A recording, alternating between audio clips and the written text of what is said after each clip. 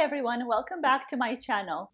Today we'll be making a nice ramen dish, and it's a multi-step process to say the least. We're actually making it completely from scratch, which means we're going to be soaking the pork bones, then we'll be boiling them and cooking everything from scratch with a bunch of different toppings. As you can see here, Luna is in an extremely playful mood today, and she just won't stop tugging and fetching. So pardon me, we'll be right back in 5 minutes.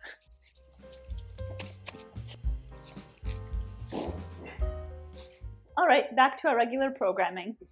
If the only ramen you've ever tried is instant ramen, get ready to have your mind blown. The first thing I did was soak the pork bones overnight. Now it's time to rinse the pork bones and set them to boil. But first, because it's my day off, I like to light a candle and get in the relaxing mood. I actually have a few weeks off work. I took off a couple of weeks and it's just been great. Every day I actually get to do what I have, what I want and what I have time for. So I personally like to set a candle, and this just makes me a little bit more relaxed and not so on edge as I usually am when I'm working. Like I mentioned earlier, the bones have been soaking overnight, so the water has turned pink due to the myoglobin released. Now we'll dump the soaking water and rinse the pork bones. My husband will rinse the pork bones because I find them kind of gross when they're raw. We're just covering the bones with cold water, and now we'll set them over high heat to boil. As it comes to a boil, we'll skim off the brown scum using a fine mesh strainer. I had to go run some errands, so my husband took over. As you can see here, he is continuing to skim the scum off of the boiling water, just until there's no more brown scum. White scum is fine, but we want to get rid of all the brown scum. Next, we'll drain and clean the bones, and then put them inside the Instant Pot. Cook them at high pressure for an hour. We'll transfer the stock into a large pot, initially fishing out the large bones so that they don't splash everywhere, followed by the stock itself. Next, we'll bring it to a boil and add in the aromatics. Simmer half covered for 60 minutes. Pull out the solids and press on them into a colander to drain the stock. Transfer into containers and cool in the fridge. We're at day 3 of this ramen, and we'll start by braising the pork because that'll take the longest. The first thing we want to do is make our marinade, so we'll add all of our ingredients into a bowl, and actually I'm doing it in a pot because I'm going to put it over the stovetop anyways, so I thought might as well not waste washing a bowl and just put it all in one pot at once. And the ingredients and step-by-step instructions are in the description box down below. And now let's whisk it until the sugar is fully dissolved. Now we'll add in the pork and the garlic and ginger. Now let's cover it and bring it to a boil. Once it's boiling, we'll bring the heat down to a simmer and allow it to simmer for about an hour on each side. So approximately 2 hours altogether. In the meantime, we'll soft boil our eggs. We'll poke a hole in the bottom of the egg in order to allow the air bubble to escape and ensure a nice even egg. Let's bring our water to a boil. We'll place in our eggs one at a time, nice and slow. I use a slotted spoon, but you can also use a tablespoon. And now let's hope they don't crack. The eggs have boiled for 7 minutes, and now we'll take them out of the pot and place them gently into ice cold water. So basically what I've done is I've poured in some cold water from the tap and then added a few ice cubes to it. While the eggs are cooling in the ice bath, I'll prepare the marinade for the eggs. So again, it's very similar to the marinade that we used for the pork, except we're omitting the ginger and garlic. And we're adding a dash of dashi, hondashi that is. Whisk it all together until well incorporated.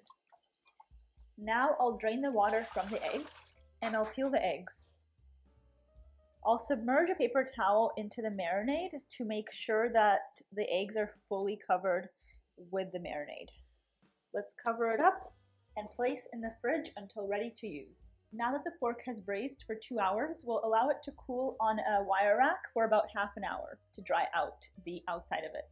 And then we'll put it in the oven at 450 degrees Fahrenheit for 10 minutes.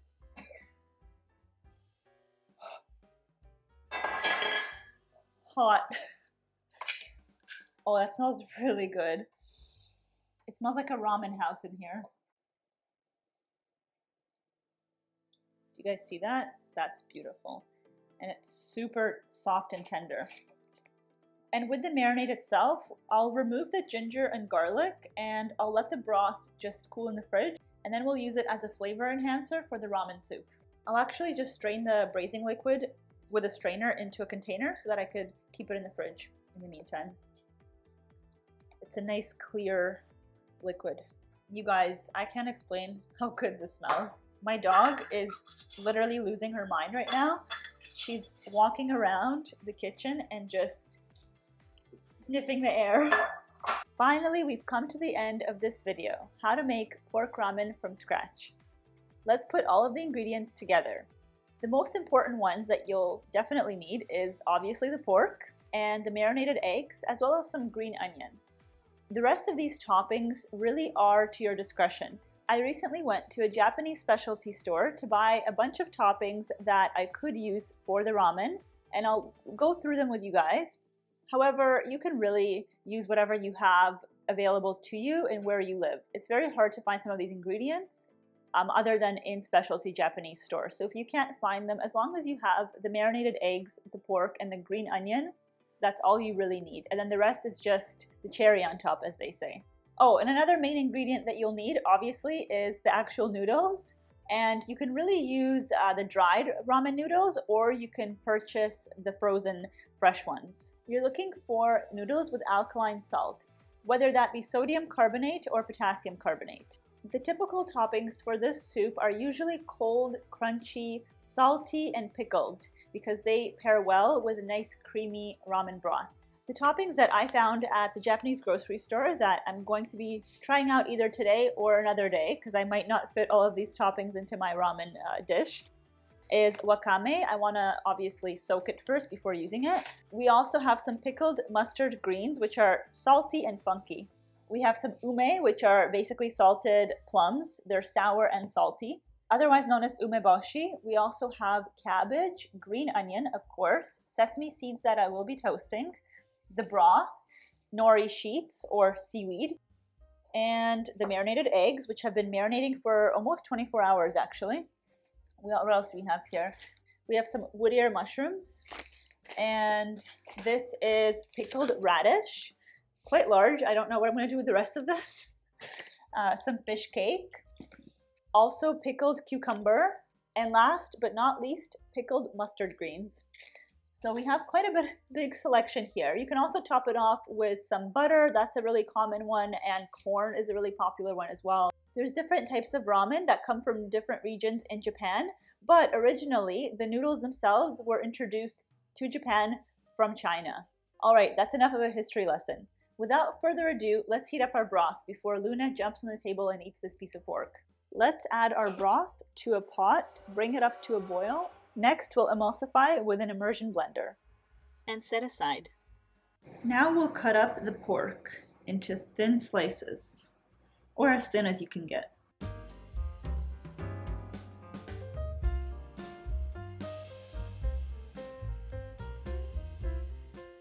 It really helps to do this when the pork is cold. That's why I waited until the next day. I mean, I could have done this yesterday, but it was getting late when the pork was nice and cool, and the lighting wouldn't have done this justice.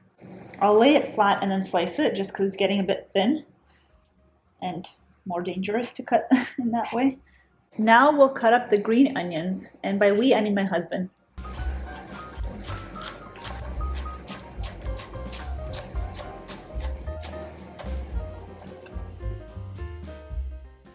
We'll cover up the wood ear mushrooms and the wakame with some cold water.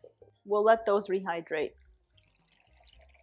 While our wood ear mushrooms and wakame are rehydrating, we'll prepare the fish cake and pickled radish by slicing them up into little medallions.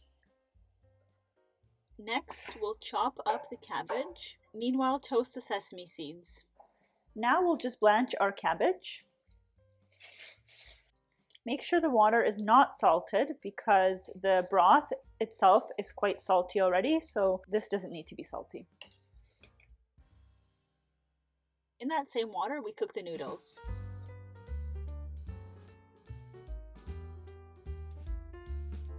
Now time to plate it.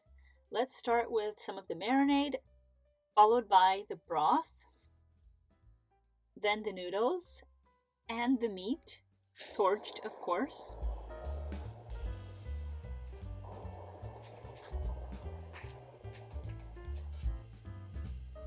And finally, we'll add on our favorite toppings.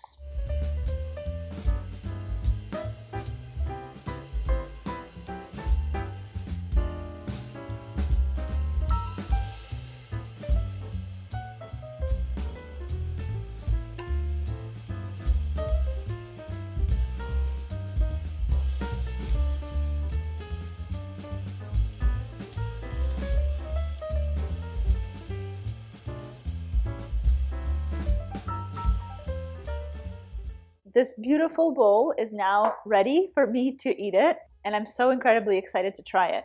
There's just so much going on here. I'll start by sipping some of the broth, and then I'll try the rest of the stuff. Oh, that's amazing. Salty, savory, meaty. I love it.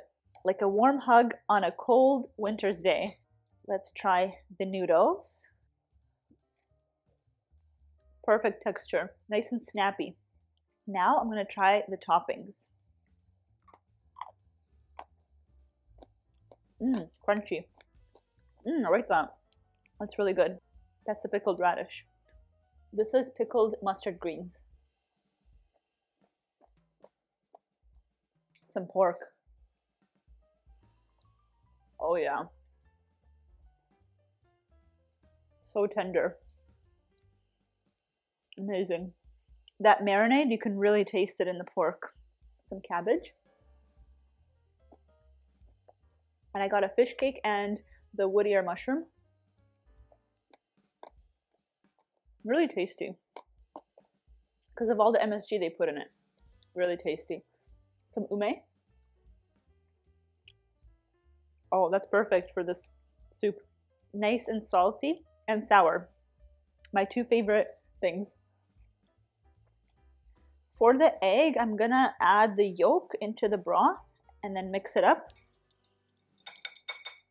Excellent.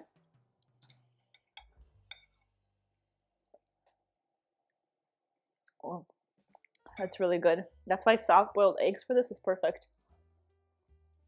And then the egg white itself, I'll just have it on its own.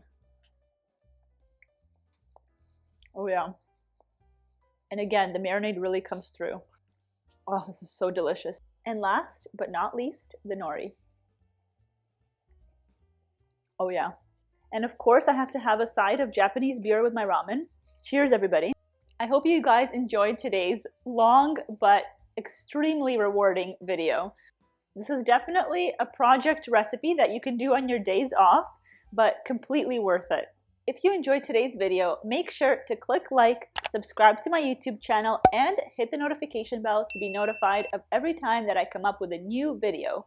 Also, comment down below your favorite Japanese recipe. You can follow me on Instagram at Greco Recipes. If you can't find that handle, my most up-to-date Instagram name is in the description box down below. Bye, have a great day.